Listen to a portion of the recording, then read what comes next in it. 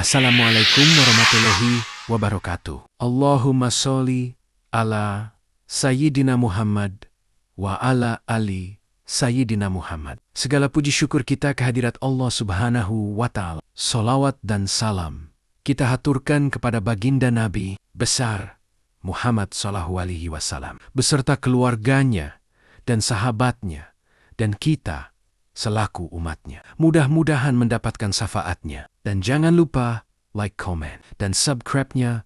Mohon dukungannya agar kami lebih semangat untuk mengupload selalu dan mengembangkan kisah sejarah-sejarah di channel ini. Terima kasih. Sejarah hikmah dari perjalanan Isra dan Mi'raj. Perjalanan Isra dan Mi'raj merupakan perjalanan yang penuh berkah yang menunjukkan betapa maha kuasanya Allah Subhanahu wa Ta'ala. Bagaimana seorang hamba Nabi Muhammad sallallahu alaihi wasallam bersama ruh dan jasadnya menempuh jarak ribuan bahkan jutaan kilometer hanya dalam satu malam saja. Dan dalam perjalanan yang sedemikian cepat tersebut, Allah kuasakan Nabi Muhammad mampu melihat keadaan sekitar yang beliau lewati, baik kejadian atau keadaan saat Isra maupun Mi'raj. Imam As-Suyuti adalah di antara ulama yang menjelaskan beberapa hikmah perjalanan Isra Mi'raj. Beliau mengatakan tentang hikmah perjalanan Isra dilakukan di malam hari karena malam hari adalah waktu yang tenang, menyendiri, dan waktu yang khusus. Itulah waktu syalat yang diwajibkan atas Nabi, sebagaimana dalam firman-Nya, berdirilah solat di malam hari. Quran Surah Al-Muzammil 2 As-Suyuti Al-Hashais An-Nabawih Al-Kubra Hal 391 sampai 392. Abu Muhammad bin Abi Hamzah mengatakan, hikmah perjalanan Isra menuju Baitul Maqdis sebelum naik ke langit adalah untuk menampakkan kebenaran terjadinya peristiwa ini dan membantah orang-orang yang ingin mendustakannya. Apabila perjalanan Isra dari Mekah langsung menuju langit, maka sulit dilakukan penjelasan dan pembuktian kepada orang-orang yang mengingkari peristiwa ini. Ketika dikatakan bahwa Nabi Muhammad memulai perjalanan Isra ke Baitul Maqdis, orang-orang yang hendak mengingkari pun bertanya tentang ciri-ciri Baitul Maqdis sebagaimana yang pernah mereka lihat. Dan mereka pun tahu bahwa Nabi Muhammad belum pernah melihatnya. Saat Rasulullah mengabarkan ciri-cirinya, mereka sadar bahwa peristiwa Isra di malam itu benar-benar terjadi. Kalau mereka membenarkan apa yang beliau katakan tentang Isra, konsekuensinya mereka juga harus membenarkan kabar-kabar yang datang sebelumnya risalah kenabian. Peristiwa itu menambah iman orang-orang yang beriman dan membuat orang-orang yang celaka bertambah keras bantahannya. Ibnu Hajar Fathul Bari 7 200-201. Dan termasuk hikmah perjalanan Isra Mi'raj Nabi SAW adalah isyarat bagi umat Islam agar menjaga bumi Al-Quds dari para penyusup dan orang-orang yang tidak senang terhadap Islam, khususnya bagi kaum muslimin saat ini, agar tidak merasa rendah, takut, dan lemah dalam memperjuangkan Al-Quds dari tangan orang-orang Yahudi. Fiqh Ash-Shira An-Nabawiyah Hal 113. Adapun hikmah dari peristiwa Miraj di mana Nabi sallallahu alaihi wasallam memilih susu daripada khamr, menunjukkan fitrah dan murninya ajaran Islam yang sesuai dengan tabiat manusia. Sedangkan peristiwa terbukanya pintu langit yang sebelumnya terkunci, lalu Jibril alaihissalam meminta untuk dibukakan.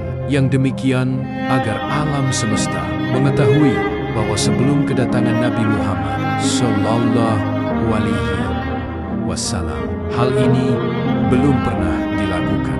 Sekiranya tidak demikian, mungkin orang akan menyangka bahwa pintu langit senantiasa terbuka.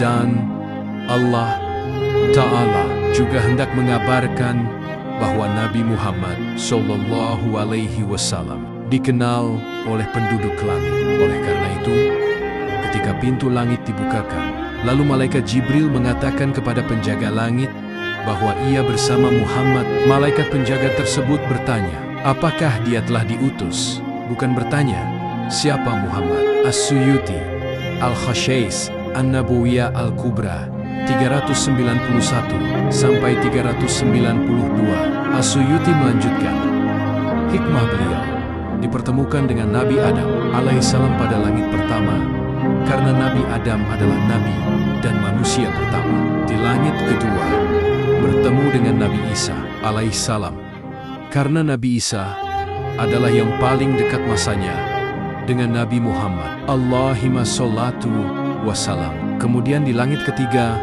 bertemu dengan Nabi Yusuf, karena umat Muhammad sallallahu alaihi wasallam akan masuk ke dalam surga dengan penampilan serupa Nabi Yusuf.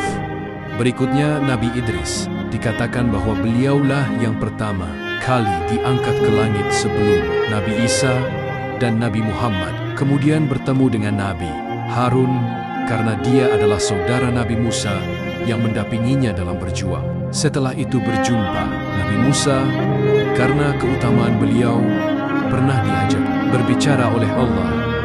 Dan terakhir adalah Nabi Ibrahim, karena beliau adalah bapa pilihan, yakni bapa para nabi. Imam Al-Qurtubi menyatakan, mengkhususkan Nabi Musa dalam peristiwa salat. Ada yang mengatakan, karena Nabi Musa adalah nabi yang paling dekat posisinya saat Nabi Muhammad turun.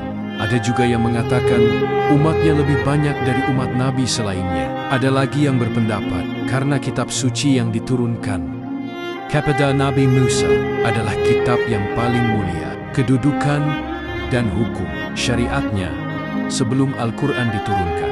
Atau juga karena umat Nabi Musa dibebankan amalan sholat sebagaimana umat nabi lainnya. Lalu mereka merasa berat dengan syariat tersebut. Maka Nabi Musa kasihan dengan umat Nabi Muhammad. Pendapat terakhir ini dikuatkan dengan riwayat tentang perkataan Nabi Musa. Saya lebih mengetahui karakter manusia dibanding Anda. Tidak heran Al-Quran banyak sekali memuat kisah Nabi Musa.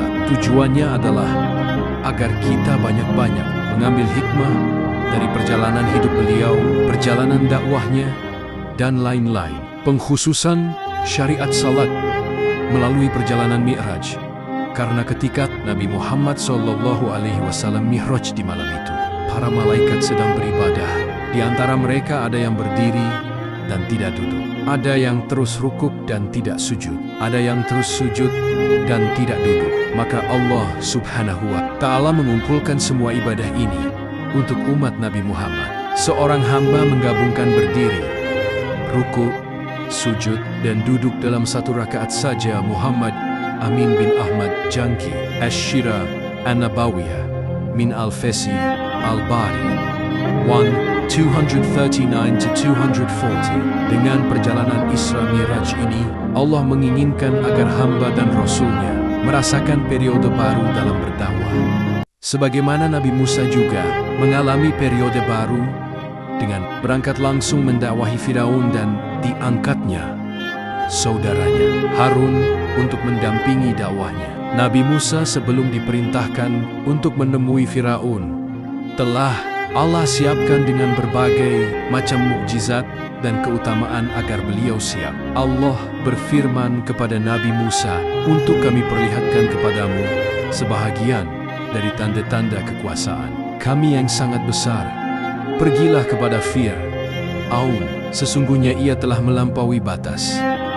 Quran Surah Taha 23-24. Sama halnya dengan Nabi Muhammad SAW, Allah persiapkan perjalanan dakwah beliau yang panjang dengan membawanya ke suatu fase di mana dipertemukan dengan Jibril, para nabi, surga, dan neraka, agar kesabaran beliau kian tertempa dalam menghadapi liku-liku perjalanan dakwah. Allah berfirman kepada Nabi Muhammad, sesungguhnya dia telah melihat sebahagian tanda-tanda kekuasaan Tuhannya yang paling besar.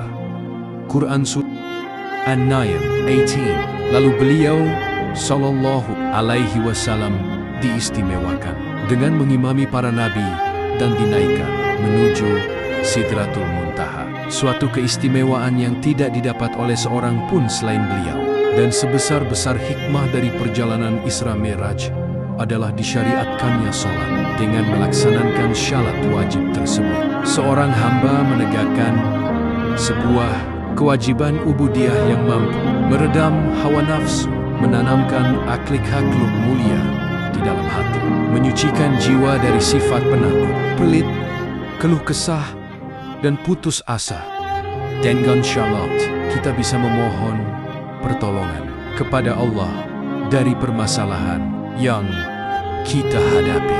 Allah Ta'ala berfirman, "Hai orang-orang yang beriman, jadikanlah sabar dan syalat sebagai penolongmu. Sesungguhnya Allah beserta orang-orang yang sabar." Quran Surah Al-Baqarah 153. Sesungguhnya manusia diciptakan bersifat keluh kesah lagi kikir. Apabila ia ditimpa kesusahan, ia berkeluh kesah. Dan apabila ia mendapat kebaikan, ia amat kikir. Kecuali orang-orang yang mengerjakan salat, yang mereka itu tetap mengerjakan syalatnya.